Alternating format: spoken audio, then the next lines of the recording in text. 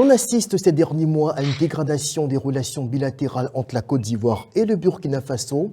Régulièrement, le gouvernement ivoirien est accusé par le chef de la junte à Ouagadougou de complot pour déstabiliser son régime, voire alimenter l'activisme djihadiste dans le Sahel. Les accusations ressassées par le capitaine Traoré sont-ils un exutoire pour faire diversion face aux difficultés qu'il a à contenir l'hydre terroriste? Alafé Ouakili, patron du groupe L'Intelligence d'Abidjan, et Jean-Richard Nguessan, analyste politique, nous font le plaisir de nous apporter leur expertise sur le sujet. Merci à vous d'être là. Bonjour Raymond. Bonjour. Nous aurons également la contribution d'un ressortissant burkinabé en Côte d'Ivoire qui dira sa part de vérité sur la situation en cours dans son pays. Et Jean Bonin Kouadio, président de la FIER, nous enverra aussi une vidéo pour son intervention. Alors, il va donc intervenir sous le couvert de l'anonymat. Bonjour, on va vous appeler Monsieur X pour éviter des représailles. Bonjour à vous. Bonjour. D'accord, alors très bien. Alors, vous êtes en Côte d'Ivoire, vous êtes donc burkinabé, vous êtes dans notre pays depuis de très longues années et vous êtes par ailleurs un membre influent de la diaspora burkinabé en Côte d'Ivoire. Alors, vous suivez avec nous, bien sûr, tout ce qui se passe dans votre pays, surtout les accusations portées par le chef de la junte, donc par le capitaine Traoré, à l'encontre des autorités ivoiriennes qu'il accuse de vouloir déstabiliser son pays. Alors, qu'est-ce que vous en pensez? Quel est votre regard là-dessus en tant que citoyen burkinabé vivant en Côte d'Ivoire?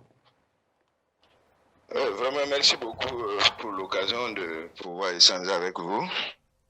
Alors, bon, c'est le président qui a prononcé, souhaitait que je ne fasse pas commentaire directement sur ses propos, mais je dirais d'abord que le Burkina Faso et la Côte d'Ivoire, c'est les deux pays, on peut dire, le petit frère et le grand frère. Et tout ce qui se passe au Burkina Faso aujourd'hui impacte directement la Côte d'Ivoire. Je ne vois pas, à mon humble avis, je ne vois pas quel intérêt que la Côte d'Ivoire va déstabiliser un pays, que toutes les conséquences vont résaillir sur la Côte d'Ivoire. Là, ça, je pense pas, je vois pas, je peux pas le comprendre ici, la déclaration de nos autorités, parce que actuellement, même nous vivons en Côte d'Ivoire ici. Nous voyons nos compatriotes accueillis en Côte d'Ivoire ici, le moyen que les autorités ivoiriennes mettent pour eux. Ils ne vont pas quand même aller déstabiliser pour compléter ces situations-là encore. Et quel est le sentiment général qui prévaut dans votre communauté par rapport à tout ce qui se passe? Oui, la diaspora, vous savez qu'actuellement, c'est un peu difficile quand ils parlent. Quelque chose, on est des parents qui sont au pays. Tout le monde a un peu la peur au ventre, les gens refusent de commenter. Mais entre nous, c'est préoccupant pour nous parce qu'on voit que, on se pose même la question souvent, est-ce que les gens pensent à nous? Une diaspora qui avoisine à peu près 3 millions 5 et 4 millions. Si on prend des décisions et on ne pense pas à eux, vous voyez que c'est un peu difficile. Nous pensons que nos autorités ne pensent pas à nous.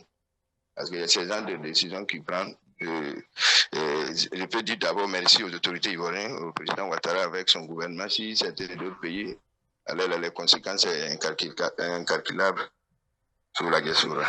Très bien. Alors, je vous reprends tout à l'heure, le temps que nous interrogeons également nos invités sur le plateau. On revient vers vous. Déjà, suivez-nous, parce qu'on va parler justement de la situation sécuritaire qui s'est véritablement dégradée ces derniers jours dans votre pays, le Burkina.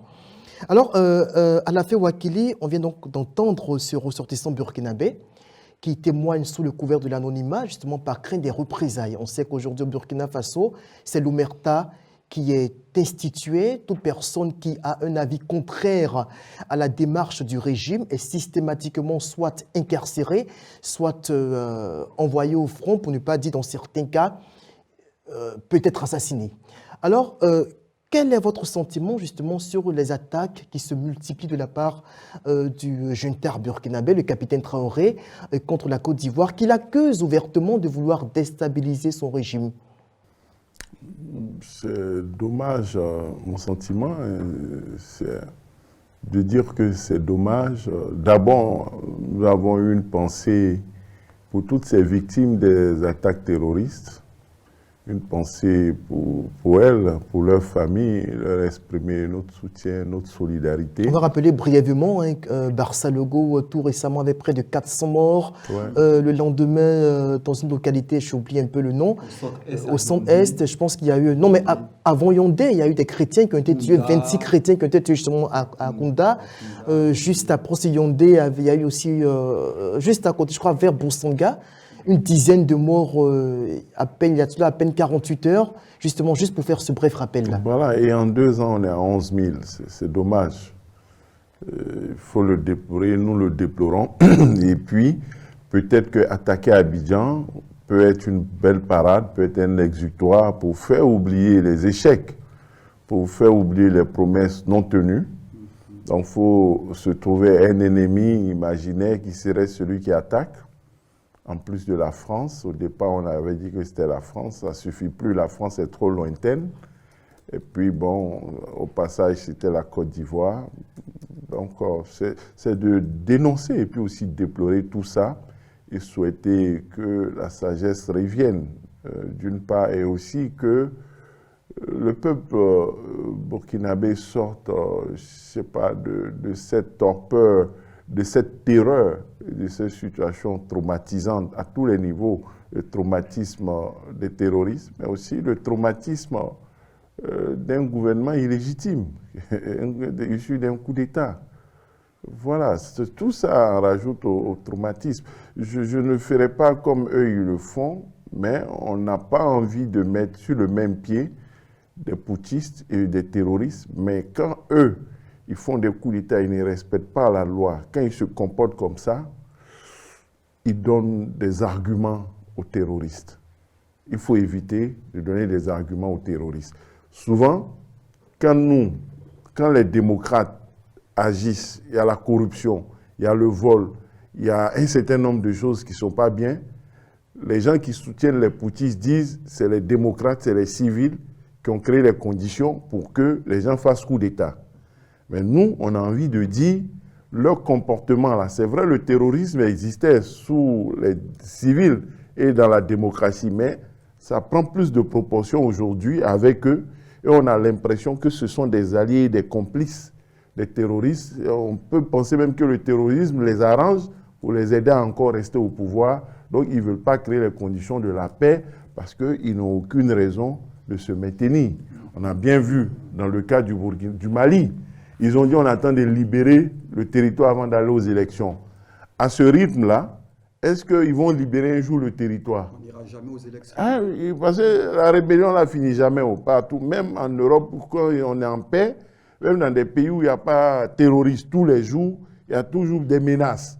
Mais c'est comme si aujourd'hui, bon, avec ce que Macron fait là, il dit, bon, il y a GO, on ne s'est pas entendu, et puis après les Paralympiques là, après il dit non, il y a une menace terroriste, ils vont attaquer la France dans 10 jours, on attend après pour faire le gouvernement, bon, on a détecté un réseau de terroristes, donc comme il y a la menace tous les jours là, je reste président. On tente de trouver des artifices pour Donc, se maintenir au pouvoir. Il faut que les gens arrêtent tout ça, et arrêtent de faire souffrir les braves populations qui n'ont pas demandé, et de mettre en danger, comme le frère vient de le dire. Il dit que le gouvernement même ne pense pas à eux quand il prend un certain nombre de décisions, à mettre en danger les populations partout où elles sont. Très bien. Alors Jean-Richard Nguessan, il y a eu un fait ces derniers jours qui mérite quand même qu'on en parle. Juste après l'épisode malheureux de Barça Logo, une fake news, mais véritablement des plus scandaleuses, a circulé abondamment de comptes de réseaux sociaux burkinabés, selon laquelle il y aurait eu une attaque dans un village du nord de la Côte d'Ivoire, précisément à Bengué, près de la frontière burkinabé, qui aurait fait 90 morts dans l'imagination de ces activistes-là.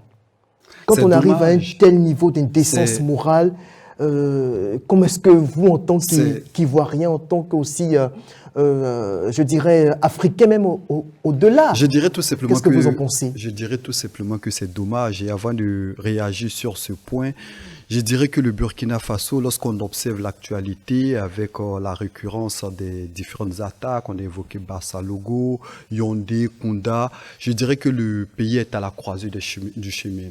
Parce que lorsque le président Traoré arrive au pouvoir, il séduit la jeunesse, son discours passe, un discours anti-français, il est lui-même il a un excellent parcours au niveau de l'armée, il intègre l'armée en 2010 avec un cursus scolaire assez excellent, il connaît le terrain, on estime qu'il va apporter beaucoup au Burkina Faso, il dénonce le pouvoir de Damiba, mais lorsqu'il arrive quelques mois plus tard, quelques années plus tard, on observe que rien n'a véritablement changé.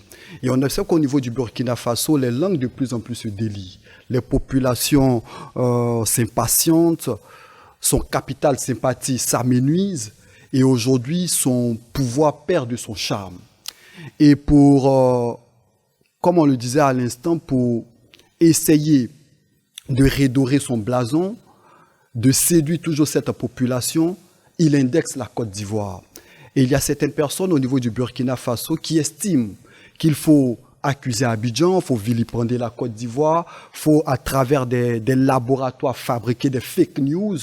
90 morts en Côte d'Ivoire. Il faut fabriquer des fake news pour montrer que le Burkina se porte bien et que tout le problème du Burkina, c'est la Côte d'Ivoire. Est-ce qu'on est obligé de tomber aussi bas pour s'inventer des choses comme ça, jusqu'à aller, même jusqu'à adresser leurs condoléances au peuple ivoirien, pour dire toutes nos condoléances aux Ivoiriens, pour quelque chose mais qui est tout à fait inventé, mais fabriqué de toutes pièces. Mais c'est ce qu'ils nous souhaitent. À ce niveau-là, quand même. Dommage. Et c'est dommage. Moi, je me rappelle qu'en avril... Ils ne sont pas arrêtés là. Ah oui. Ils ont continué. Ils ont identifié des tirs à Abidjan. Ce qui se passe à tir à Abidjan, ça et là. Bon. Moi, je pense que la gouvernance du capitaine Traoré est en souffrance. Rappelons-nous, en avril 2023, il avait appelé à la mobilisation générale, il avait décrété la mobilisation générale avec le recrutement de 3000 soldats, de 50 000 supplétifs. Mais quelques mois plus tard, qu'est-ce qu'on observe? Eh bien, le résultat est zéro. Et le Burkina Faso, nous on a un pincement au cœur parce que le Burkina Faso, un pays que je connais bien pour l'avoir visité à maintes reprises, lorsque j'échange avec des populations là-bas, le niveau de vie a véritablement chuté. Et aujourd'hui, ils sont nombreux, ces Burkinabés qui sont au nord de la Côte d'Ivoire, entretenus par le pouvoir ivoirien. Et le président Traoré gagnerait à saluer Abidjan au lieu de chaque fois essayer de trouver un bouc émissaire. Et ça, c'est dommage. On va marquer une pause pour écouter Jean Bonin-Kouadio et on revient. Alors, il faut rappeler que le putschiste Ibé, que d'aucuns surnomment Ibé Cacao, pour un certain nombre d'absurdités qu'il a énoncées s'agissant de dépasser la Côte d'Ivoire, premier producteur mondial de cacao, et qui lui a valu donc ce surnom de Ibé Cacao, est également dans la même dynamique que ses compères de l'AES, qui, pour ne pas organiser des élections transparentes, crédibles, ouvertes, sont toujours dans la litanie de la victimisation. Et quand on adopte une telle posture, il faut donc chercher les auteurs les boucs émissaires. Et le bouc émissaire tout trouvé, c'est la Côte d'Ivoire, c'est la France et autres.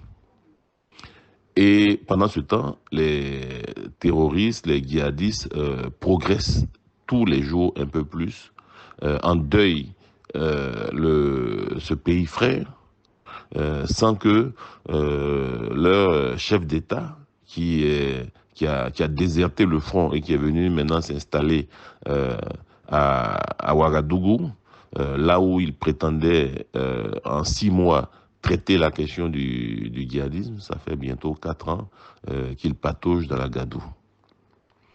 Et donc, on se rend bien compte que ces histoires de la France, de la Côte d'Ivoire qui veulent déstabiliser tout ça, ne sont que des prétextes pour se maintenir au pouvoir sans élection. D'ailleurs, il a décidé de se faire appeler président, plutôt que chef de la transition, alors qu'il n'a jamais été élu. C'est bien ça montre bien,